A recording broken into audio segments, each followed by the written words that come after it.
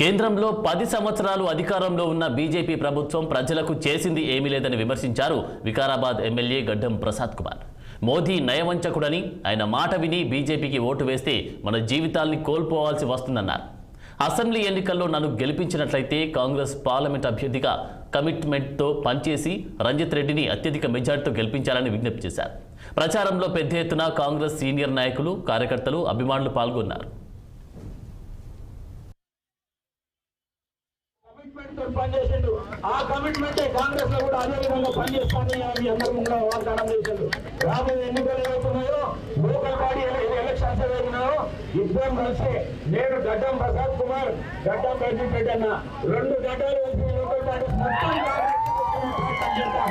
మరి అదేవిధంగా వికారాబాద్ నియోజకవర్గానికి ఇప్పటికే 400 నుంచి 500 కోట్ల రూపాయలు తీసుకురావడం జరిగింది. మీ అందరికీ తెలుసు. పంచాయతీరాజ్ రోడ్లకు కానీ, R&D రోడ్లకు కానీ, కోట్పల్లి ప్రాజెక్టు కానీ, చుంటుపల్లి ప్రాజెక్టు కానీ, ఇంకా చాలా ప్రాజెక్టులు అదేవిధంగా తీసుకురావడం జరిగింది. ఎలక్షన్లు జరిగిన తర్వాత రోజు నుంచే ఈ అభివృద్ధి కార్యక్రమాలు అన్ని స్టార్ట్ అవుతాయని చెప్పేసి మీ అందరికీ చెప్తున్నా.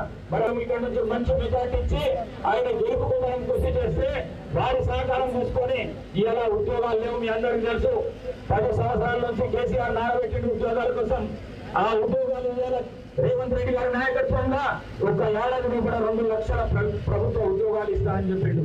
కానీ ప్రైవేట్ ఉద్యోగాలు కూడా రావాలి. లక్షల మంది ఉద్యోగాలు లేకుంటారు. అందుకే రంజిత్ రెడ్డి గారిని మనం ఇక్కడ నుంచి భారీ మెజార్టీతో ఎంపీగా ఆయనకు మెజార్టీ ఇస్తే ఆయన ఇక్కడ నుంచి గెలిచి తప్పకుండా రాబోయే రోజులు కాంగ్రెస్ పార్టీ అధికారంలో రానికి అవకాశాలు ఇస్తున్నాయని అన్న యాదవ్ రెడ్డి అన్న మాట్లాడి చెప్పిండు. కాబట్టి మొన్న జరిగిన 6 రాష్ట్రాలలో జరిగిన ఎన్నికలు ఏవైతున్నాయో దాంట్లో భారీ మెజార్టీ కాంగ్రెస్ పార్టీకి వస్తున్నది. కాబట్టి రాబోయే ఎన్నికల్లో కూడా కాంగ్రెస్ పార్టీ ఘన విజయం సాధించి రాహుల్ గాంధీ ప్రధానమంత్రి అవుతాడని చెప్పేసి మీ అందరితో ఈ సభాముఖంగా తెలియజేస్తున్నాను. మనం గెలిపించే క్యాండిడేట్ ఏమవుతాడు?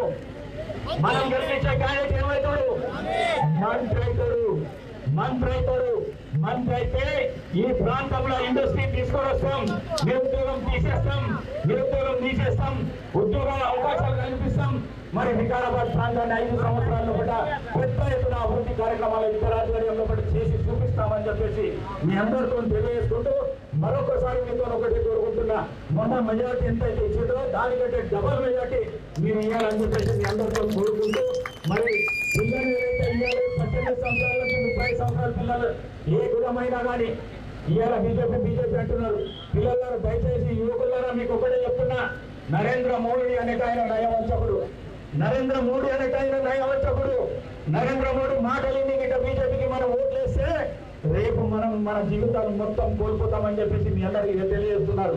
వారి జీవిత చరిత్ర చదవండి. మీరు ముందు చదువుకున్న పిల్లలు మీరు వారి జీవిత చరిత్ర చదవండి. ఆయన ఆర్ఎస్ఎస్ నుంచి బీజేపీ నుంచి ముఖ్యమంత్రి నుంచి ప్రధానమంత్రి ఏ విధంగా అయిండు, ఆయన అమిత్ షా ఏ విధంగా సపోర్ట్ చేసిండు అనేది మీకు అంత చరిత్ర తెలుస్తుంది. తెలిసిన తర్వాత మీరు నరేంద్ర మోడీ బీజేపీ అంటే దానికి కూడా నేను కూడా సహకరిస్తానని చెప్తున్నా. విషయం తెలియకుండా కానీ రాముడి పేరు మీద ఓట్లు అడిగితే ఏదికే మనం తయారు లేమని